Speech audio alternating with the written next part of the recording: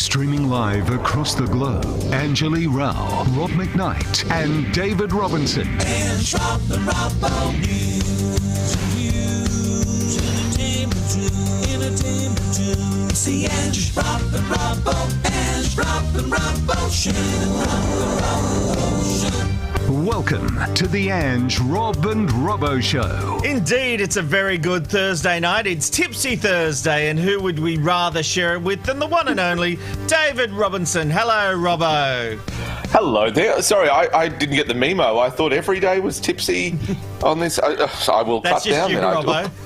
I do apologise. Sorry about that. Tipsy Thursday. I've got to remember this. Good. Hello, Rob. How are you? Good. I'm going to start a new thing. I want to acknowledge the first person who makes a social media feedback when we start the stream each night. And tonight, it was Jeanette Manson who said, good, lots of emojis, evening everyone. Last night, it was Travis Merton who was actually second tonight. So, Travis, not good enough. Give yourself a good hard spanking.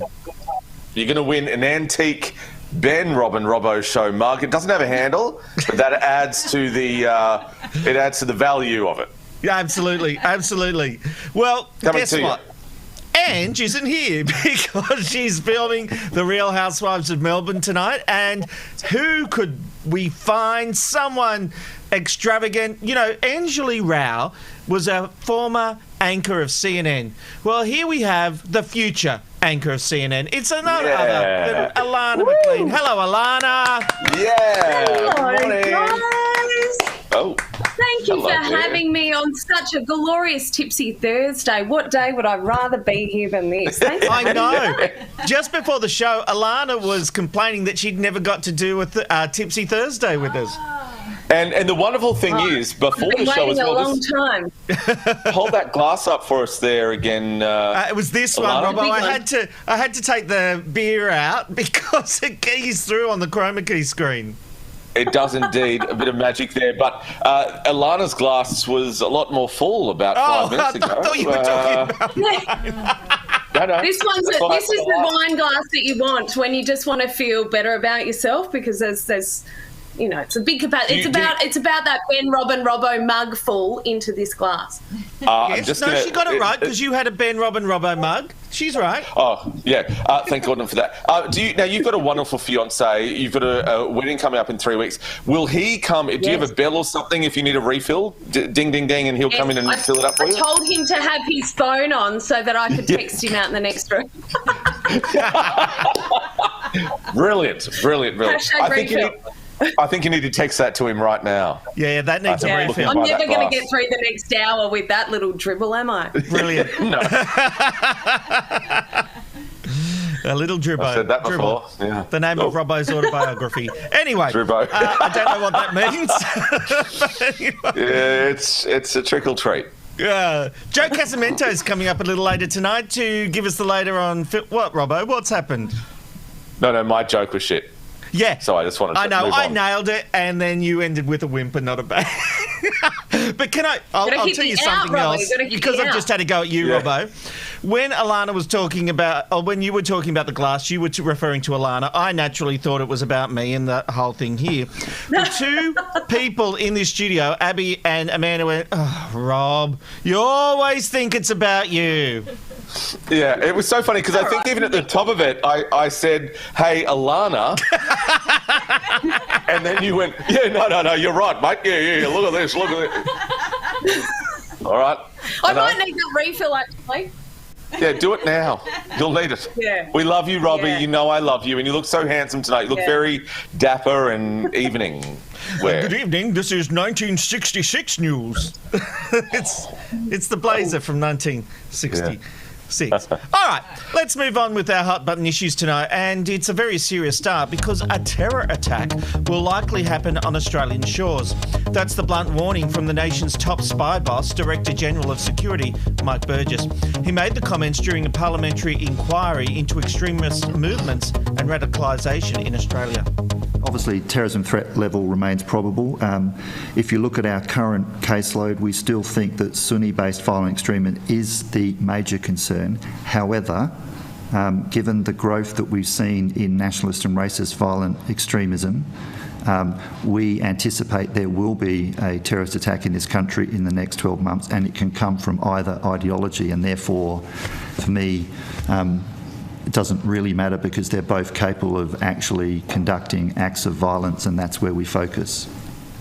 The ASIO boss went on to say right-wing extremism had grown from 16 to 40% of the agency's onshore terror-related workload over the course of the last 3 years. Alana, this is scary stuff, but should he be saying this publicly, even in a parliamentary inquiry? I don't know. I thought about this one, and it's a weird one in that I think putting that out there in such an official forum, I don't know whether that is necessary. However, have we not kind of all been on alert since 9/11 anyway? I think it's just been sort of an under sort of current of fear that we've had that could happen at any time. So sort of putting this deadline on it of the next year, I sort of feel like we've all been kind of a little bit aware of that for years. We've been living with that sort of fear. But no, I don't think he needs to be adding the extra layer in terms of putting it out there in a parliamentary hearing, no. Although, Robbo, if you want more resources, if you want more budget, you are on the record as saying there could be an attack in the next year. If any government of any persuasion takes away resources and something happens, the first thing that ASIO can say is, we told you on the record there was a problem. You took our ability away to be able to deal with the issue. It's a smart play. Well, I don't agree. I think that there's no credible evidence that anything is about to happen. That was the other thing. He was just saying that, within the 12 months it might happen, but there was no evidence, though. He just said it might be likely. I don't like those kind of words, and I don't think those kind of words are helpful. Unless there is credible threats that they've investigated, that they followed up. He didn't say that, though, did he? And that worries me. The Prime Minister just re-announced some policy that he announced 2 years ago. This is what Scott Morrison does. He went up to Darwin and announced another $747 million for the defence budget to upgrade 4 defence bases in the Northern Territory. So they're almost covered in that respect. To me, I kind of look at this as being a deflection. I'm just going to say it. Lots going wrong with the Scott Morrison government, the federal government. Now let's whip up some banging drums with China, get scared about that. Now there's also terrorism, get scared about that. All of these things will start. This isn't a politician, and he's the head of ASIO at a parliamentary inquiry into extremism. Yeah, and all politicians and all public servants are incredibly honest, and they do the right thing all the time, and they are never politically motivated, and they never have people above them who put a little bit of pressure on them. This, to me, seems like more of a deflection than anything. And it is, well, let's focus on these guys. You want to ask me about sports rorts, you want to ask me about Brittany Higgins, you want to ask me about all of these things. But guys, didn't you hear ASIO yesterday saying, we could be in for a terrorist attack? Do you want to talk about that? That's all I'm saying. Sorry, can someone get me some alfoil? We need to make a tin hat for Robbo. I stand by it. One thing I will say to back up my budget argument, every time there is bushfires in Sydney, about 4 to 6 weeks in, there will be a front page story on the Daily Telegraph about how funding looks set to be cut from the RFS, causing a big outrage, and then the funding doesn't get cut. You mark my words, next time there's big bushfires over summer, 4 to 6 weeks later, there will be a big front page splash while it's still fresh in everyone's minds about the fact funding is on the line. That's what this was here. I don't think it's about diverting people from the issues. As you said, Scott Morrison is doing that himself. I agree with what you're saying, Reid, the Prime Minister. I think this is a servant under oath saying what he believes, but possibly over-egging it a little bit to make sure he gets his funding. That's what Canberra's all about. All right. Let's move on. They're filmed 24 hours a day, but fans of Big Brother are outraged. The 7 Network has aired footage of a housemate receiving some devastating news. Now, look, we are going to show you that footage so we can all understand the story. Hey. Hey, Jess. Obviously, I didn't want to speak to you, but we need to. We need to tell you that Nana isn't doing too great. They found out that it was cancer. Tumour.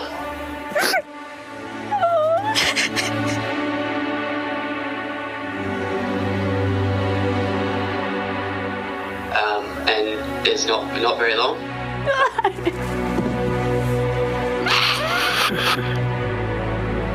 Poor Nana.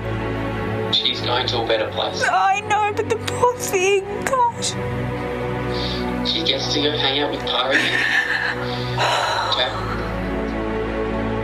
I'm very proud of you. And we all want you to stay in there, and there's nothing you can do. Oh no. Well, according to the Daily Mail, fans thought the network went too far, showing the footage of AFL player Jess Trend in such an emotional state, saying the producers were milking a family tragedy. Alana, when you sign up to Big Brother, you are filmed all day, every day. You sign a contract allowing all that footage to be shown. Isn't it fair enough for the network to show this?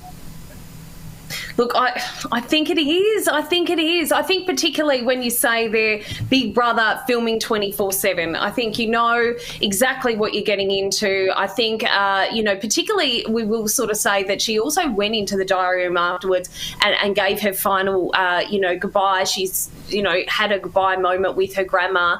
And so I think she's obviously gone in there knowing something was wrong. They've probably asked her about that, if she's comfortable to have that portrayed on screen and played out for the audiences. So even though it was uncomfortable viewing, it was a very personal moment. God, you wouldn't wish it upon anyone, but I think, it does sort of have that element of the reality that we all watch reality TV shows for. Robbo, wouldn't it be a betrayal if they didn't show it? Look, it is a tragedy, as Alana mentioned there. Absolutely, there's no doubt about it. I would suggest that the contestant is milking it more than the production. She would have had absolute...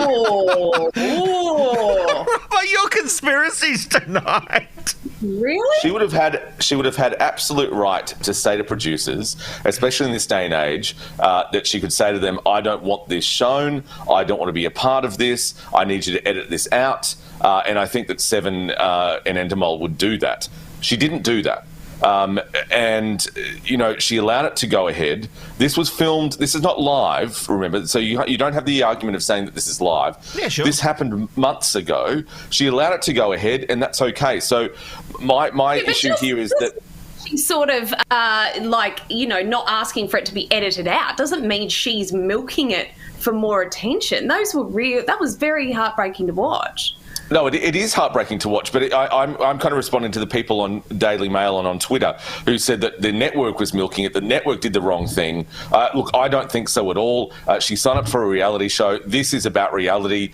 It was very moving. There's no doubt about that. It was very personal. It is something that a lot of people have gone through. The contestant has decided, and it's up to her, and I won't, have a go at her about that. She has decided that she wants to air that. She wants to express that. That's all fine. I'm just responding to people saying that this is sick. I've got the text here. I find it sick that this is entertainment. 100% an invasion of privacy. No, it's not. She's allowing us in. That's my point. The contestant is allowing us in to see this moment. I don't think it's the Seven Network's fault. I don't think it's Endemol's fault. She allowed it to happen. Let's remember that. It wasn't live, and she said yes. That's it. Yes, but you did say at the start there that she was milking it. Yeah. So I think I don't remember what you said. So I think you misheard me. I never said it. I have the transcript here. Well, no, hold on. It wasn't the network milking it, it was her. You did say Coming up, right? We're going to get a dose of entertainment here on the Anthem and Robbo Show. Plus, we'll find out what it feels like when colleagues throw you under the bus. All right, that's why you've got this. There you go. All right, that's a drink for everyone. That's a drink. But I see how I changed my thing overall because I'm evolving. I'm an evolving person. I'm a real person. Yes, with real I agree emotions. with your later points that it's not the network's fault, but we just had to pull you up on that one, and now we'll let you continue. No, let's enjoy this moment a bit. He's showing contrition. He never does that. So I just want to sit back and enjoy that moment for a little bit. Let's enjoy Robbo just having to take a moment and. All right. Why don't you bring out your chroma Because that was great content, and we'll relive that moment. Replay that for us, would you? What have I walked into? Tipsy Thursday's another level. We haven't seen each other for 3 I'll have to weeks. go We're back all to a bit, each other. we're a That's bit right. so in the have a go at each other way. I explained it. I explained Cody and want to it. have a go at each other. I need to sign my own waiver just to come on this show. I need to sign my own waiver. Yeah, but just try and sue us, Alana. There's no money here. All right, let's move on because a story has been told in court today of allegations against former rugby league journalist Josh Massoud and his conduct towards a junior staff member. Then, 18-year-old Jack Warren told the court that after he mistakenly ran an exclusive story on Twitter before the 6 p.m. news bulletin, he received a phone call from Massoud who said, and I quote, "If you weren't so young, I'd come up there, rip your throat out and shit down it." He also alleged that Massoud threatened him of doing it on purpose to try to steal other people's stories. Former 7 TV host Ryan Phelan came to the defence of Massoud, saying that incidents like this are part and parcel of the newsroom environment. Things were often said in the heat of battle, and it would be water off a duck's back. Robbo, we've all three of us have worked in stressful newsrooms. Is this just part of it, or do things need to change? Well, but this guy's got form, though. We've heard before that he was a hothead. Ryan Phelan's trying to say that he wasn't. We know that he was. There were plenty of stories that came out And when he just first be careful, left. he is... this whole thing has come to light because he's suing publications for defamation. And we need So the headlines. let's talk in So, general terms, not about good morning. this specific case. Well, why are we talking? No, because... Oh, God. No. You Because I brought wanna up the talk about topic, newsroom and now we can't environment. talk about the subject. No, we're talking about the subject. I'm talking then I about think the that- fact... I'm talking about the fact that this guy... We're talking about general behaviour in newsrooms. We're using this as a launching pad to talk about the broader issue. People say things in newsrooms and in control rooms that are probably not appropriate. I actually missed that. I think it's very robust. This, to me, is kind of gross. Like, chill out, dude. You're not curing cancer. You're talking about rugby league. Relax a little bit. But things do go over the line. I think there is a certain point where you can be robust and you can be passionate and, you know, be awful. But there is a line. There has been examples where you and I have been in a control room where things have been screamed over the comms to the studio floor, and they were, you know, across the line, talking about killing people and, you know, screaming, "I'm going to kill you." That's across the line. Calling up someone and saying, we need to be clear, that wasn't from me. Because a lot of viewers here would be thinking it was me. I know the specific incidents you're talking about, and it absolutely was not me. Sorry, I'm just going to quickly talk to my lawyer. Sorry. No, you're right, Rob. No, you're right. But that's the thing. I think there is a line. You can go, where the bloody hell's this story? Why have you... But this, to me, is across that line. I'm going to slit your throat and shit. Get over yourself, dude. Yeah, like, what? Shut Here's up. the thing. Creative people are not perfect people. And I just saw a comment from Jason saying this is not professional conduct for a work environment. Look, the only way that I can put this, just imagine you're doing the biggest presentation of your life for your company, okay? You're there about to present it to a room full of high executives and something goes wrong. It all starts going to crap. That's the pressure people in television live with every single day. They are putting out content live to air. You don't get a redo. If you make a mistake at home, you just correct yourself. But you are dealing with replay machines, boxes, technology, human mistakes, and things go wrong. Imagine this reporter or any reporter has worked on a story, got the exclusive for some guy to put it on Twitter and give the opposition a 20-minute head start before you got to break the story. That is Rob, full of tension. I'm not excusing any behaviour, but what I am saying is that tensions run high in television.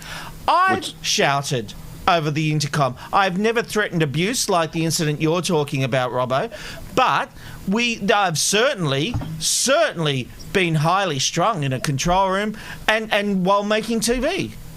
Yeah, which is fine. And I will just say there though, Rob, like I've worked in advertising agencies, I've worked in PR, I've also worked in events and fashion, and there are so many industries where things are highly strung and there's deadlines, and the model goes out on the runway wearing the wrong outfit, the bloody catalogue goes to print or something and it's got a printing mistake and there's 50,000 copies being run, the event's gone wrong. There's so many people working in highly stressful environments. I don't think you get a pass just because you're in a newsroom or you're a journalist. But what happens or whatever. in those occasions? Do they all go, oh, twiddly-dee, what a mistake, let's go to the next job? No, of course things are highly strung, but you would never get away with, like, say, in an advertising agency, a big corporate advertising agency, yelling that out and not have HR on your back. Like, there has to be a line between frustration and airing your tensions than threatening abuse, like what you say. I just think it's easy. You can't get a free pass. Well, Alana, it's just easy. Don't be incompetent at your job and there won't be any issues. Okay, Rob, you've solved the world. You've solved it all. Let's call every organisation. I've worked with some incompetent people over my years. So have I. Yes, it is very frustrating, but I just think you can't give them a pass because they're in a newsroom. I would say that. Can I say one more thing on this? This young social media producer came out and said that he didn't know that it was marked as exclusive. Now, I can tell you right now from working in various newsrooms, if something is embargoed or exclusive, it's not a fine line. Hey guys, just a reminder, this is about it. It's big, red, bold, it's in the subject line, it's got asterisks, it's got stars and everything. This rugby league journalist didn't do that, according to the social media project. He didn't know until someone in Sydney said to him, oh, hey, by the way, this is an exclusive. He then deleted it. So if you want to slit someone's throat and shit down it, then maybe you should look for a knife in your own house and do it to yourself, because that's what happened. If it's exclusive, it's bold, it's red, it's repeated in the email, it's in the subject line. I'm looking at the journalist for this one and not to the poor social media producer who's working in, at Channel 7 in Brisbane, and he made a mistake. Someone else told him because they were in the newsroom in Sydney with the journo. Again, I said this at the beginning, get over yourself. You stuffed up. Theoretically and generally, because we're not talking about an actual news story here, we're only talking about a general idea about newsrooms. And I'm represented by Rob McKnight, and you go after him if I've said anything wrong. No. All right, let's move on. Because the big burning question today is Magda Szubanski's career in trouble? It is the question many in the TV industry are asking after Channel 9 delayed the premiere of her new series, The Weakest Link. As Kevin Perry reported on the TV Black Box website, the series was set to air this coming Tuesday at 8:50, but has now been pushed back. Now, Channel 9 says the delay, easy for you to say, is due to a tight production schedule, but the news comes at a troubling time for the much-loved comedian who has come under fire for her perceived attack on the Prime Minister's wife, Jenny.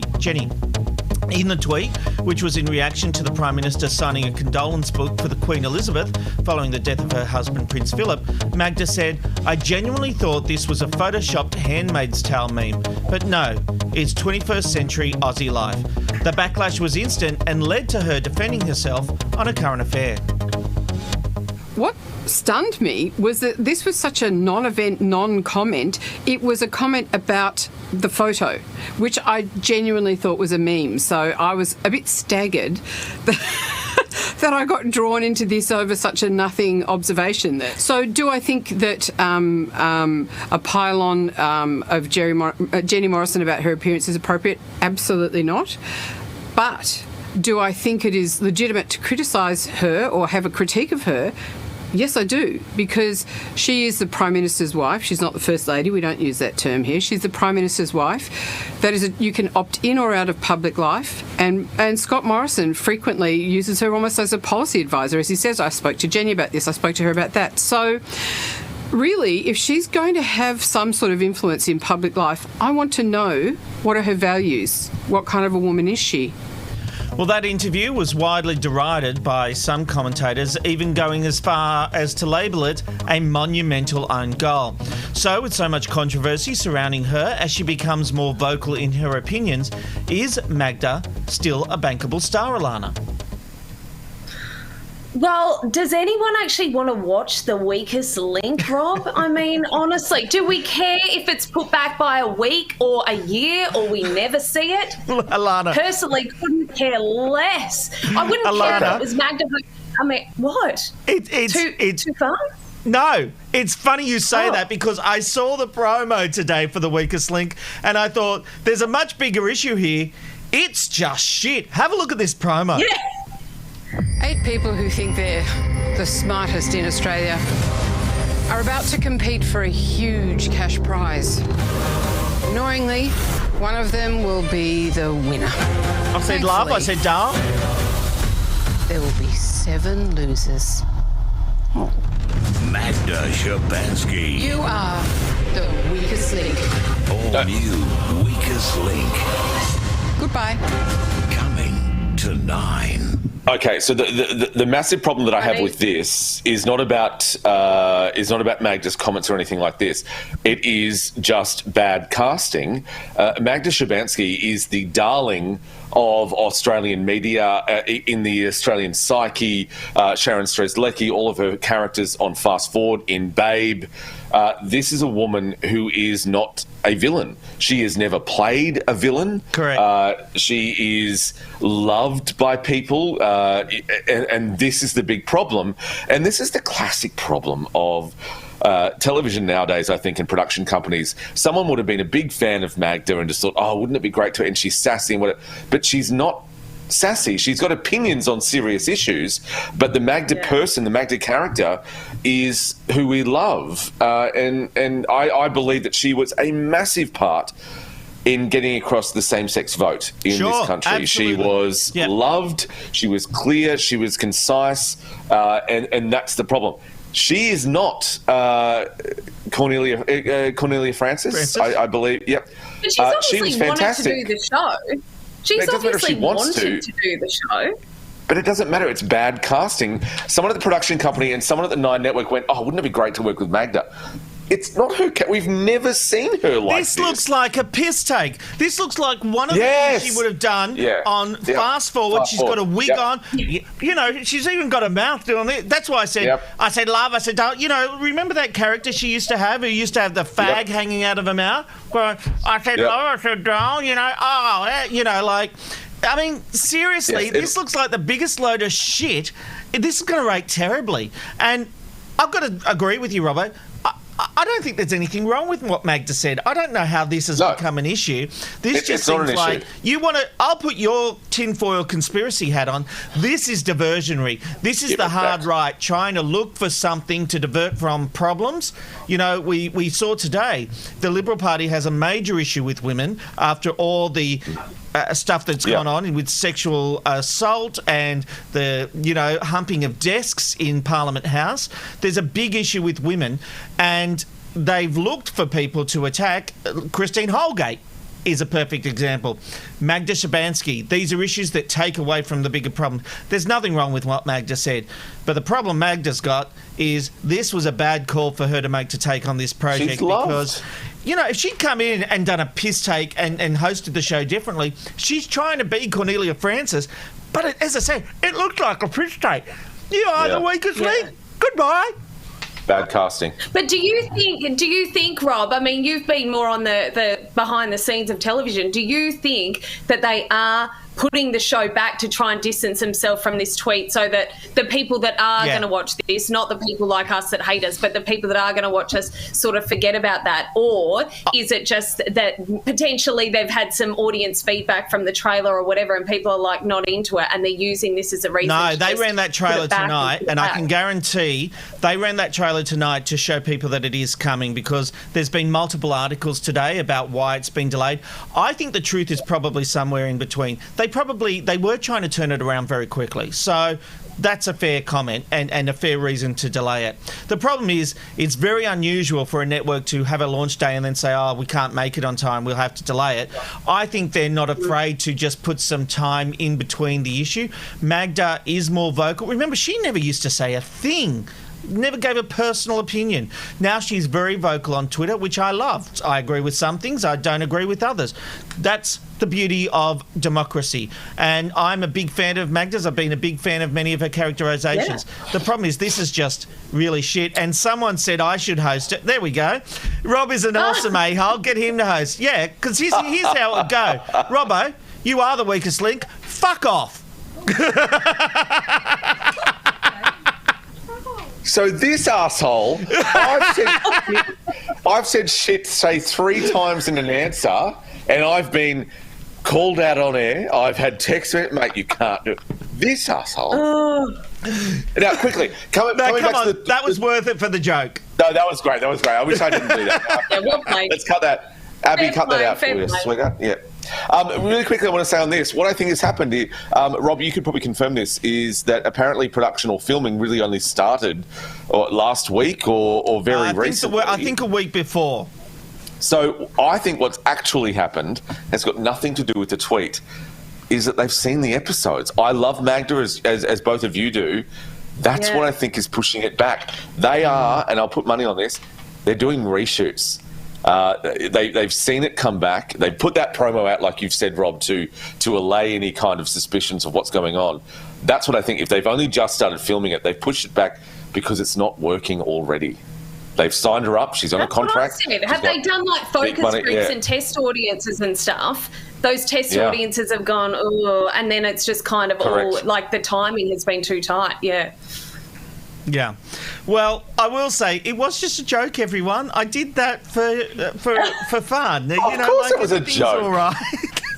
I'm having fun here tonight. Get the waivers out. We got those waivers. Has Abby got those waivers for us? We all have more waivers. We sign one every week. I had to turn the aircon down. I got it so hot. Every break. Every segment. All right, let's move on because this is the big issue. Her weight has been the subject of public scrutiny, for a long time now. But now Jessica Simpson has found a newfound freedom in the unknown. In a preview for an upcoming interview with Hoda on Today, the Today Show in the US, this is what she had to say. Well, you tossed that scale out. I mean, you threw it away. You said it was like a Ouija board in church. Bye-bye. It was like a Ouija board. Get out. I have no idea how much I weigh. Like, I just want to feel good and be able to zip my pants up. If I don't, I have another size. I have every size. I've really tried my hardest to not let that define me. This comes after she was virally ridiculed and body shamed in 2009 when photos of this performance emerged, which she said in her memoir broke her heart and will stay with her for a lifetime. Okay, Alana, do you think there is too much focus on the numbers on a scale? Yeah, absolutely. I do, because I think it's so different. Everyone's body is so different, and I think it's been a really bad spiral for people to get into, be focused on a number, because what your body is, it will always sort of sit around there unless you go really, really hard. And she went through a really hard time, like her, Christina Aguilera, a few people, Kate Hudson, even when she had the babies, the fluctuating weight. I mean, they just get dragged over the coals. I've got a wedding coming up in 3 weeks, and I can honestly say I still haven't even started the wedding diet. But I think after a whole year of COVID and lockdowns and just going through so much shit, everyone has just tried to get through. And so if there's a few extra kilos, it's okay. Like, I think I don't know. I don't think we should be putting as much focus on that sort of stuff. If you feel happy, if you can get your pants up, like she said, if you're feeling good, if you're healthy and you're making sure you're exercising and whatever, then, I think this is the biggest load of crap that we've heard tonight, and we've heard Robbo's conspiracy theories. Sorry. Sorry. Okay.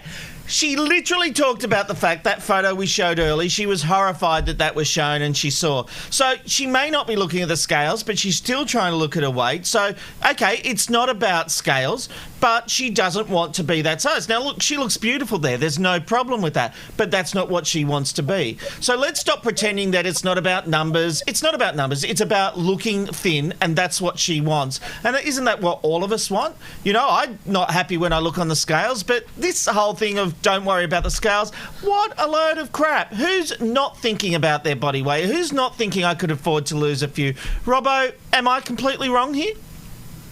You, my friend, are 100% completely right. This is Get Me Some Headlines.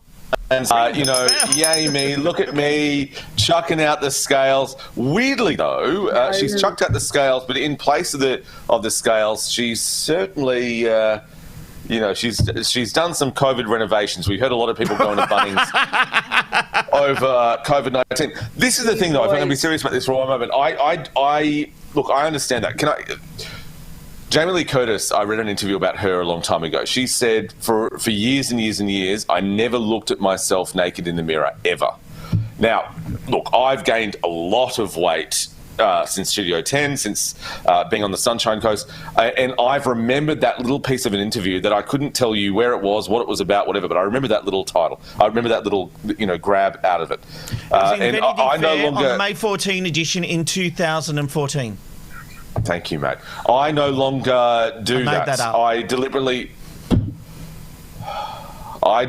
make a point of not doing that in the mirror. So I understand this idea of saying that we don't have scales or anything like that. I just don't believe someone who is Hollywood primped and preened, who is clearly has Botox. I'm not having a go at anyone who does that, but has had her lips done, her face done. That's all fine. I just think it's unfair to say Jessica Simpson's come out and said, well, I've thrown out my scale, ladies. Like, look at me, all guys that follow her. I just think it's absolute bullshit. I think it's done that. They've asked her a question. She's answered it. You're in a podcast type chat. It's a woman to woman. You're talking about your body and body image and being a celebrity. She hasn't gone out going, I know what, I'll say I've thrown out. She was just answering the question, and I think that was totally fine. She hasn't gone out trying to make a big thing about it. And lots of people would have not had scales. You know what I mean? Like, it's just... She hasn't tried to overdo that. I don't think. She's overdone her lips, I will say that bit, but she hasn't tried to overdo the point. No, but I get you, though, and I won't go on scales either. I don't want to know about it, so I'm not arguing against that kind of idea of getting rid of scales. It's just this idea of, well, clearly you do care. Like, if Magda, for example, came out and said, I've thrown away my scales, then that's something that I would believe, and I think, yeah, well, all power to you, that's all good. But when you've got someone like, what's her name? Jessica Simpson, when you're saying something like that to a world where there are a lot of overweight people, but you are primped and preened into, within an inch of your life, and then saying, I don't worry about scales. It just seems fake to me. That's all. It just seems like a hollow kind of message. I don't think so. I think she is like a normal body weight. She was only trying to reiterate the point that she's not so focused on it anymore. She's not going to take all that public criticism. She's happy with where she's at. And she was answering the question, I thought, pretty honestly. Yeah, well, but just stop. Can you yell at Rob a little bit too? Because Rob, he made the point first. So yell at him a bit. No, Robbo, I wanted you to give Alana the look you've been giving me all night with the... No, I was in the middle of a really, personal kind of story. Oh, and you're I threw talking a joke in. I was trying to, express myself, and I felt really uncomfortable about doing it. All right, look, there's lots coming up on tonight's edition of what is obviously going to be overtime because it's 9:38 and 35 seconds, so there's a lot of content still to come. We're going to meet the world's fastest violinist, and Jo Casamento is coming by to share her movie reviews and give us the latest in entertainment. But right now it's time for news with Robbo. Rob, thank you. Let's take a look at the other stories making news on this Thursday, the 29th of April 2021. An alarming new spike in COVID cases within the hotel quarantine system has sparked fears the virus cannot be contained within the facilities and will seep out into the community. 15 new cases were recorded in New South Wales hotel quarantine facilities in the 24 hours to 8 p.m. on Wednesday, while in the past 4 days, 44 new infections have been detected in returned travellers. The head of Australia's drug regulator says 2 recent deaths that occurred after receiving the AstraZeneca vaccine are unlikely to be linked to the jab. A rare and severe clotting condition linked to the vaccine is being investigated by regulators worldwide. It's been alleged Australia's highest decorated war soldier, Ben Roberts-Smith, has threatened to sue his ex-wife if she gives evidence against him during his defamation proceedings against Nine Entertainment. Ms. Roberts is precluded from revealing information about the relationship as part of a confidentiality agreement. Roberts-Smith's lawyers say they will not waive her obligations. Big changes are coming to the school curriculum in a major, which will see the teaching of key maths and science concepts stripped back so kids have more time to master the basics of literacy and numeracy. Changes include the slowing down of primary school lessons, delaying the teaching of telling the time on a clock with hands until Year 2, and reciting times tables will be held off until Year 4. The new curriculum will also introduce the experience of European colonisation on First Nations people. And finally, for the bottom of the bulletin, basketball fans have seen a little more of their hero than they ever expected to. Shaquille O'Neal was left red-faced on the latest episode of Inside the NBA when producers aired a photo of his bare naked bottom from the Lakers media day in 1990. That's not bare naked. The image shows a then 24-year-old O'Neal mooning the camera. I didn't see any moon there. While teammate Rick Fox is in the middle of an interview. Let's have a look. So we started off with dating and we ended up... But you did that at Media Day? I was a kid. Alrighty, down to tomorrow's weather. No full moons from Shaquille O'Neal that we can see there. Cairns can expect a shower or two and 28 degrees. It'll be wet in Brisbane as well. 25 they can expect there. A smoke haze will hit Sydney again tomorrow morning. They're expecting a top of 24, 21 for Canberra, and they get the double whammy of a morning fog and smoke haze before the mercury does hit that 21. It'll be a sunny day in Melbourne, 23 degrees there. Clouds are clearing in Hobart, top of 20 degrees, as Adelaide heads for a top of 26 degrees. Perth can expect a high of 20 degrees with a possible early storm and showers. Alice Springs will be sunny with 27, and a nice surprise for Darwin as it is less humid with a top of 34 degrees. Bobby? Thank you, Robbo. Well, if you're looking for something to treat your mum to this Mother's Day, look no further. Von Dillon is an internationally acclaimed violinist, and with members of the Palace Orchestra, he will treat audiences to a night of music and film. Here to tell us more about it is the man himself, Von Dillon. Welcome to the Ange, Rob and Robbo Show. Thanks for having me on, Rob. It's fantastic to be here with you guys. Look, it's so good to have you here. You know, I'm always looking last minute for a great Mother's Day treat. I'm going to be completely honest. And I think we all are. I think I might somehow get into the good books if I pull this one off. Tell us more about your Mother's Day performance at the Orpheum, our lovely venue in Sydney. I love this place. What's actually happening? Okay. Well, as you say, the Orpheum is one of the great movie houses that we've got in Sydney. And what we're doing is we're doing a special live presentation of myself and the Palace Orchestra, where we are recreating the band that played on the Titanic. So all the music, the arrangements, everything that those musicians played, we're going to be putting on stage. and telling the stories of the musicians from the perspective of the jobs that they have to do on board, from the tea time music, the show music, and of course the final on-deck music which they had to play. And then after we do that show, there's going to be a special presentation of the James Cameron Titanic blockbuster film. So you get to have champagne, a live show, some music, some stories, some little anecdotes that you might not be aware about from the Titanic, and then you get to see the film.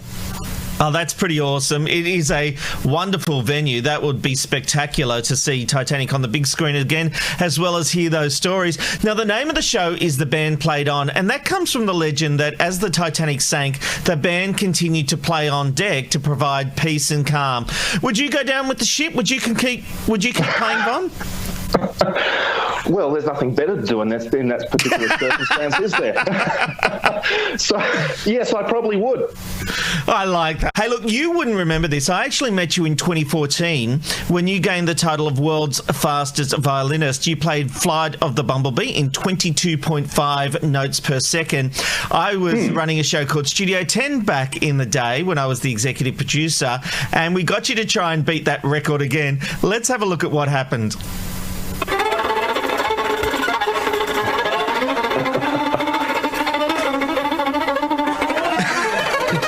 Yes, playing the violin on the Flight of the Bumblebee and having John O'Coleman come running out around you in a bee suit is an experience that I have never had before.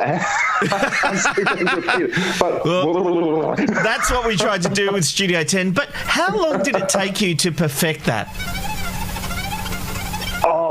Well, first of all, when you're trying to go for a speed record, I don't think that the word perfection is the particular goal there. Yes. But more so, I'd say it's about having lots of caffeine and lots of go and a lot of willingness to have a bit of tongue-in-cheek fun of yourself along the way.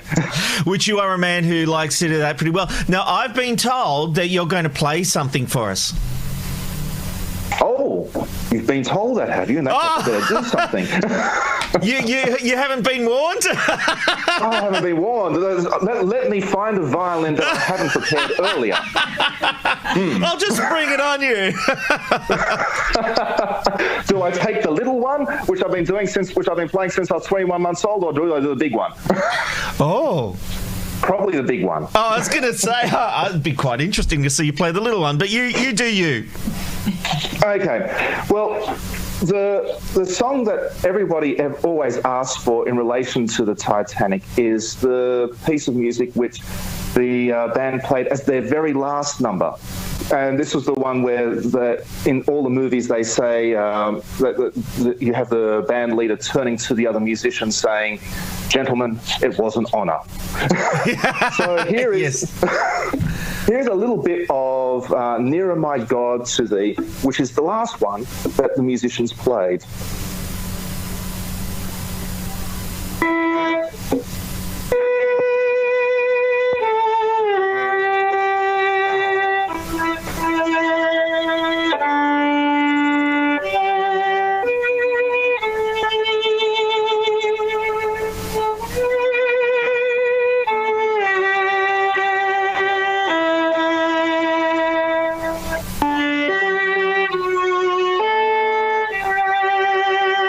Beautiful.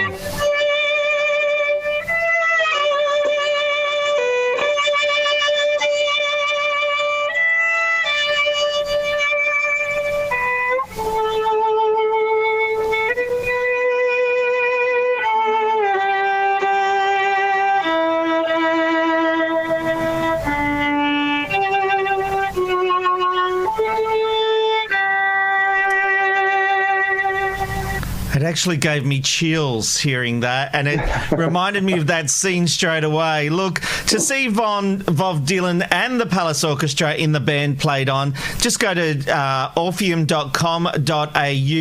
Von, thank you for being on the Ange, Rob and Robbo show. This is going to be a spectacular show. I'm on the Gold Coast, so I'm not in Sydney. I would absolutely be there if I could be. I implore anyone, go and see this show. This is a great Mother's Day treat. Von, thanks for being with us. My pleasure indeed. Thanks for having me on the program. Okay, we'll get to some breaking news now. Mark McGowan, the Premier of WA, is currently doing a live press conference, and there's a bit of news about the COVID restrictions taking place. What I can tell you is restrictions will be in place until 12:01 Saturday, May 8. Targeting grants for small businesses impacted by the restrictions is being introduced by the government. Businesses will be able to get $2,000. These are small businesses only, not big businesses.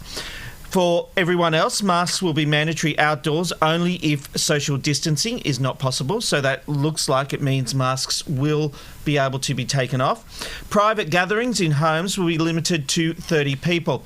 Spectators will be allowed at indoor and outdoor community sports. The 14-day incubation period will end on next Friday. So some good news, as there have been no new COVID cases in Perth, so the restrictions are easing. Alana, you were just in Perth. You were caught up in this whole thing, weren't you? Literally going down the tarmac, about to go to my Hens Day in Perth. Haven't seen a lot of these girls in over a year since I moved to Melbourne, and then get that news halfway through the flight that we're going into lockdown. Can't do the Hens Day. And so the girls really rallied and brought the party forward so we can try and have a party before the lockdown kicked in at midnight. But essentially, yeah, it was in a lockdown, have been in isolation until I had to get my COVID test result. But yeah, definitely, you think that these COVID curveballs are probably over. Certainly not. That was. I might go back and try and do it again this weekend, hey? Indeed. Well, you should be able to. And up to 200 guests allowed at indoor weddings and funerals. That's the very latest news. It is happening right now. That's what you get here on the Ange, Rob and Robbo Show. Meanwhile, it's time for our random live shot of the day. It's the random live shot of the day. Where are you going today? You never know where you'll end up with the random live shot of the day. And today we're taking you to the Basilica of St. Francis in Assisi, Italy. This beautiful Roman Catholic church was built in 1228. Assisi is a small town of about 20,000 people, full of churches and known for its Gothic architecture. Today they are in for a rainy day with a top of 19 and a bottom of 10 degrees. And other than a medieval festival every May, nothing much happens in this city. So let's get to some feedback from Big Brother Oz. Alana has beautiful white teeth. Well, she's a beautiful woman. That's what happens there. She's lovely. Beck says, I love you community that you have created, Rob, the community that Rob has created. It feels more like a cult sometimes, Beck, but all hail our fearless leader. Nicole says, Robbo, you will always be gorgeous. Oh, get out of town, Nicole, but you're a beautiful woman. I love you. Thank you for that. Mary Matthews says, idea. One episode of news should cover what's going on in the lives of the fans to update everyone. That's not bad. Well, we need a bit of scandal, so Mary, get onto it. What's some scandal in your life that you could bring us? Excited about that. Big Brother Oz says, Happy Mother's Day to all mothers. Oh, shit. Is it really? On Sunday? Oh, for God's sake. Is it? I don't know. Next weekend. That's what I why thought. we just talked to Vov so that you can buy your mum some tickets to his show at the Orpheum, Robbo. Yeah, but that person just said Happy Mother's Day for now. Like, what? Sunday. For this Sunday. It's not Sunday. Oh, Now it's I'm Sunday confused. week. Is it? Oh, Okay, so cool. Rob, sorry, wait, sorry. Pause everything. No. Rob, go on with your little yelling thing then again, and then I'll wait for something at the end of it. What were you going on about, friend? Having a go up? Rob, well, that's why we got that. Yeah. I'll just wait for it. It starts with A. Starts with A, or it can start with S. It's either apology or sorry. That's all right. Whatever What did I do one wrong? you wanted. You had a go at me about saying that it was this something. Anyway, I can't be bothered. Sorry, Robbo. Oh, God, you are the weakest link. Robbo, I'm so Goodbye. sorry. I hope you can forgive me. I'm so embarrassed I'm going to use my cloak of invisibility. Actually, that's good. Has Amanda been drinking tonight? Because she's laughing at you more than normal. Well, see, And I've I'm got the worried. studio audience here now, so... Yeah, that's right. All right, we have kept her waiting long enough. It's time to get a hit of movies and entertainment with the one and only Joe Casamento. And Joe, hello! Hello, my drink is all gone. And I have some weird bubble one. Feedback. Yes, I don't know why that is. Do I sound weird? Yeah, I'll work on it. Friggin' hell. Joe, Byron Bay has become the new Hollywood, and we've finally gotten a look at some of the big productions up there. We do. Nine Perfect Strangers was one. You know what? I think I'm going to have to go. No, give me... It's Robbo, talk for a sec. Hello there, everyone. Welcome back to the Ange, Rob and Robbo show as we come to you live, both from Sunshine Coast, from the wonderful Melbourne, and of course in Gold Coast. Joe Casamento is going to reset her system. This is what you get if you voted for Malcolm Turnbull in the Liberal coalition government when they wanted to put in the NBN. No to the household doesn't work, and this is a classic example of that. Let's take a look at current temperatures now around the Sunshine Coast, because that's all that matters. Oh, the old weather break. That's when you're really scrambling, isn't it? Oh, we'll just throw the weather. Let's do another weather hit. Do it again. Do you want to read those headlines degrees. Again? That's always a good filler. That's a good idea. I actually don't know what's going on, Joe. We can talk entertainment, Robbo. We know about Nicole Kidman. Well, look, I can help you out there, because she was talking about what's going on at Byron Bay, and a little birdie tells me 9 Perfect Strangers was just one of the many things filmed in Australia during COVID, and this one has a pretty extraordinary cast. This is according to Jo. She says it stars Nicole Kidman, Melissa McCarthy and Luke Evans. It's even got some Aussie actors in there like Asha Ketty and Samara Weaving. Let's have a look at the trailer. Welcome to Tranquillum House. You want to get well? You want to heal? Surrender yourself to me.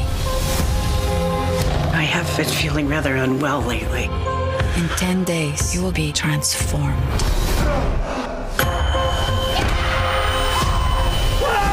We are on the precipice of something great. Oh, I really hope Joe's back. Are you back with us, Joe? No. Oh, you know, she looks unimpressed. Like Nicole.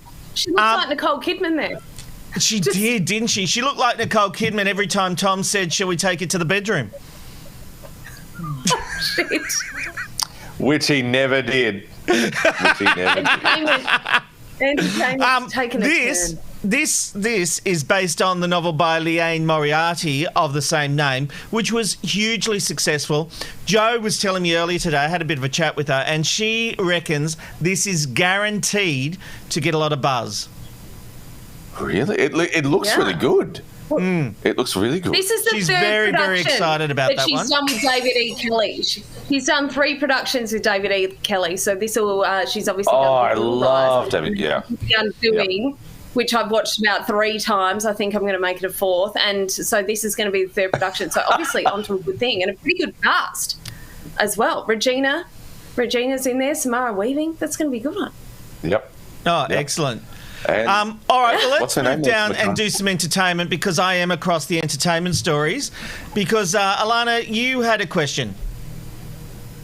Yes, I certainly did, because Oprah is doing another huge interview, and this time it's with Elliot Page. Yeah, look, that's right, Alana, and it is his first TV interview since coming out as transgender, and we've got a little sneak peek.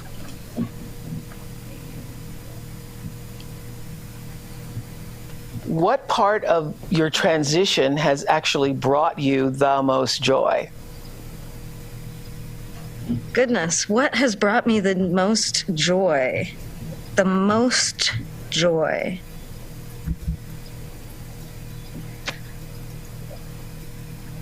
It's getting out of the shower and the towel's around your waist and you're looking at yourself in the mirror and you're just like, there I am. And I'm not having the moment where I'm panicked. I'm not having all these little moments that used to be just being in a t-shirt.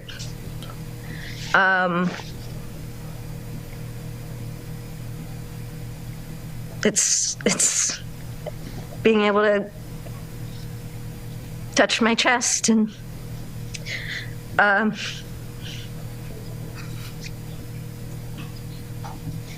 feel comfortable in my body for probably the first time. Oh, boy.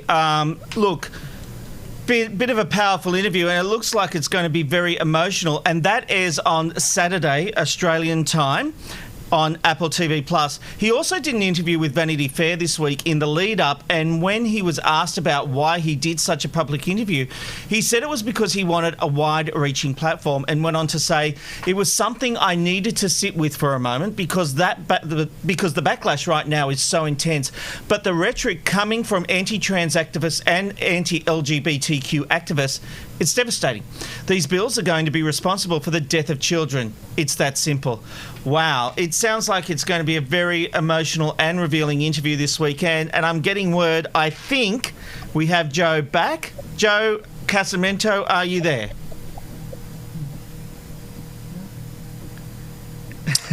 No. So, Rob, we'll keep going then. Johnny Ruffo has given an update on his cancer battle. Yeah, look, Johnny Ruffo shared this photo on Instagram with the caption saying, "Been busy fighting the good fight, another round down, bring on the next." Now, of course, he is battling brain cancer for the second time and is undergoing chemotherapy. He was first diagnosed in 2017 with a brain tumour and then had surgery and underwent treatment. And then last year sadly revealed that the cancer had returned, but he seems to be as positive and brave as ever, and we are, of course, sending him all our love. Yeah. Absolutely. There's also been a big bombshell that's dropped in Hollywood. Rob, another one? Yeah, Robbo, well, of course, we all know the actor Justin, who is on the screen right now. Hopefully. I actually have no return vision at the moment, so I can't even see what we're doing. He has been in so many films, Mulholland Drive, The Girl on the Train, On the Basis of Sex. He was famously married to Jennifer Aniston. You all know who he is. How would you pronounce his name? Mosquito Coast was written by my Uncle Paul, who I am the middle namesake of him, Justin Paul Perot. The main character is played by Justin Theroux, my nephew. Sometimes he calls himself Justin Theroux. It's a French name, it's Theroux. Oh. Did you know? I actually feel like I used to call him Justin Theroux. No, I always said Thoreau, like how he was saying it. No, I didn't know that. Wow, mind blown. Me too. I would say Louis Theroux. Yeah. Well, you all would be wrong. So that brings us to the end of the Andromeda Drama Show. Wouldn't be the first time. Joe, I love Joe so much. I can't believe this happened. Yeah. Let's all take a moment's silence for Joe, who couldn't make it tonight. That photo, stop putting that photo up of her though, because she'll hate that. The viewers can't see that. That's on the preview screen. Okay. Thoughts and prayers. Number one for me. The wheels have well and truly fallen off. You know, the thing is, Joe hates. I'm gonna peel back the curtain a bit here, because Joe hates doing it live with us because she thinks there's always a technical problem because she thinks she can't work her computer. I'm beginning to think she's right. Joe is a consummate professional. She is amazing. Malcolm Turnbull let her down. Yes, absolutely. I love the way, Robbo, you say that like I actually think Joe's terrible. I love Joe. I'm Joe's biggest I know you fan. don't. I was being a double act. Don Lane, Bert Newton, and you're the wheel. Yeah. Guys, out in the gallery there. Yeah. It's really been something to behold, Tipsy Thursday. It's really been something different. I genuinely don't know what's happening now. So what we're going to do is, Alana, thank you so much for being here. You are one of the best. I love having you on the show. Thank you so much. Thanks for having me, guys. Cheers. Always a pleasure. Thank you so much. And Robbo. Pleasure. Oh, lovely, Alana. You're fantastic. You're great. And Robbo, you were here too. Good night, Australia. Bye. See